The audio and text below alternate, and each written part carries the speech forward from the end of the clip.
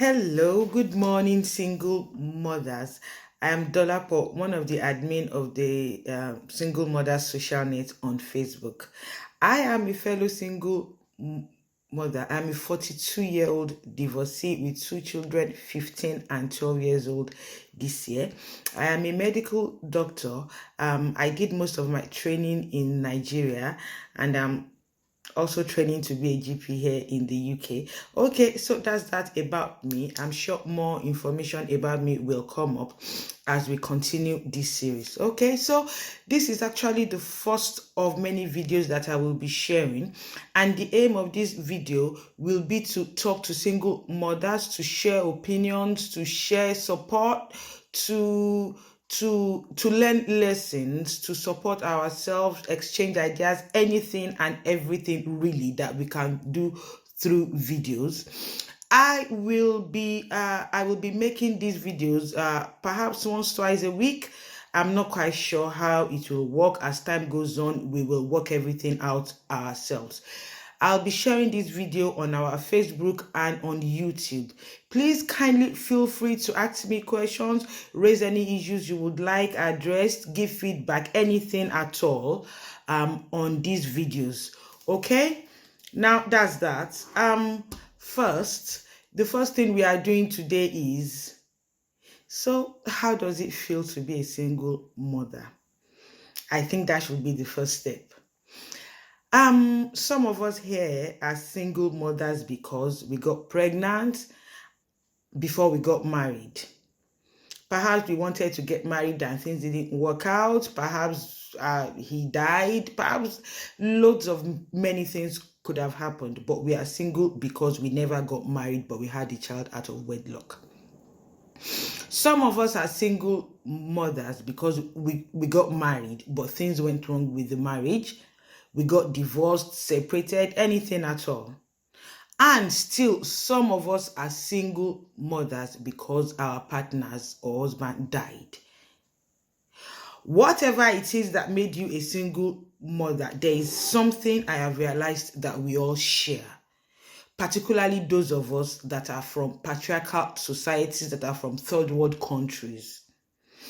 We are ostracized. We are treated like second-class citizens. We are treated like, oh, she got pregnant out of wedlock because she's a slut. Oh, she's a widow because she killed her husband with her voodoo or with her stress.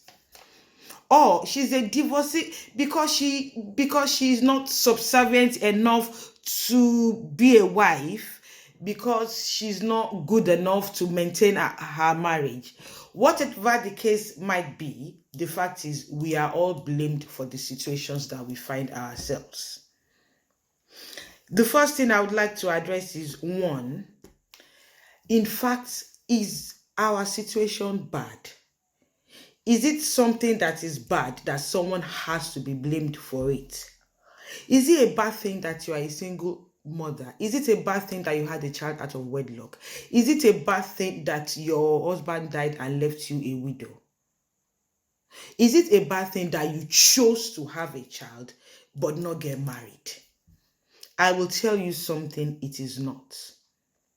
And don't allow anyone to tell you otherwise. Your friends, your parents, your relatives, colleague at work, pastors at church, people around you will tell you that that you are bad, that you are doing something bad, that you are less of a woman. They will try to get into your head and tell you that there is something wrong with you. Fine, but only you can allow them to succeed. So the number one lesson I want us to learn here today is,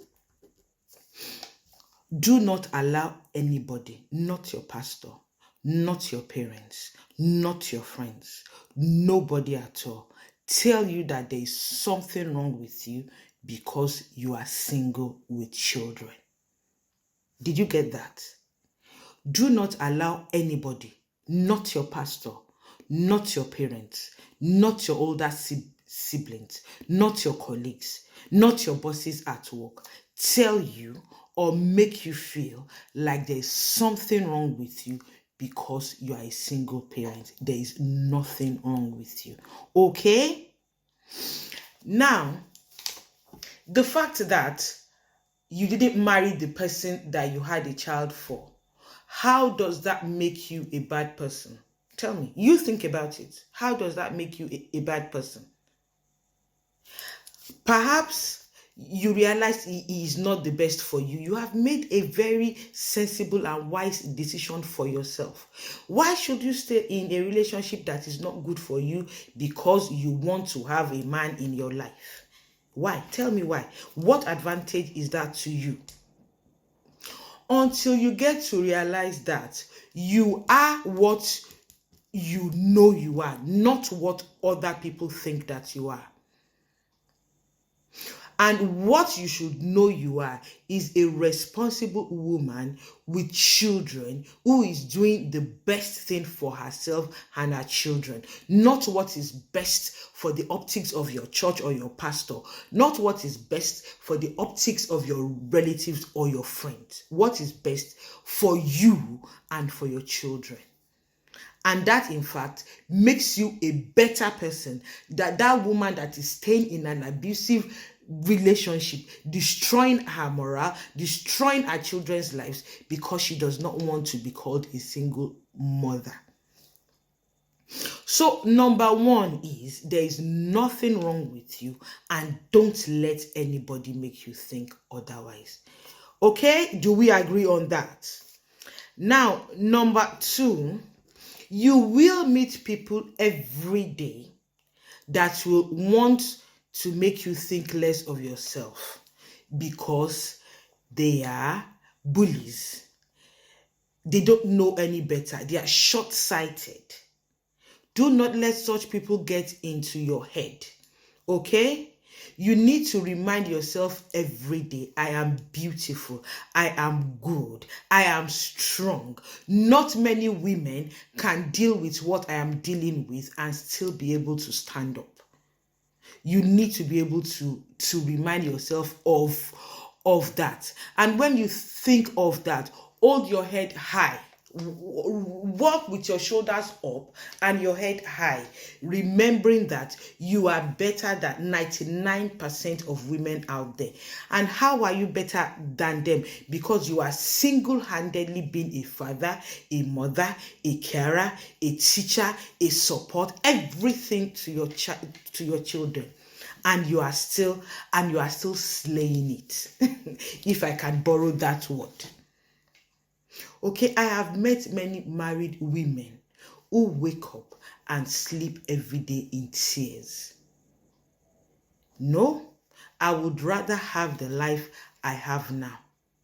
I have 2 children that I'm bringing up to be strong, independent women who will only marry women that respect and love them, who will not marry because the society expects them to get married. They will only marry if they find someone who loves them and respects them as a woman.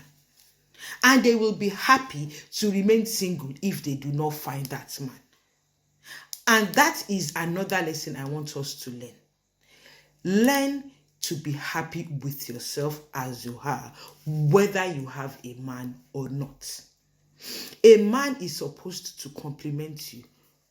It is supposed to compliment you. You should be able to stand alone, happy, independent, making strides, achieving without a man. So that when a man comes, he will only compliment you. Your life must not depend on having a man. You should have your own aims, your own goals for life, your own aspirations, things where you want to get to, what you want to be, what you want to achieve with or without a man. If a man now comes on along and helps you to achieve, that is a plus. If he doesn't, you should still be able to make something out of your life. Am I making any sense at all? Okay, each video is supposed to be 10 minutes, so I will be rounding up now. I don't know if I have made any difference to you, but I hope so, that over the next couple of weeks, months, years, we will take this journey to be a better person. Thank you.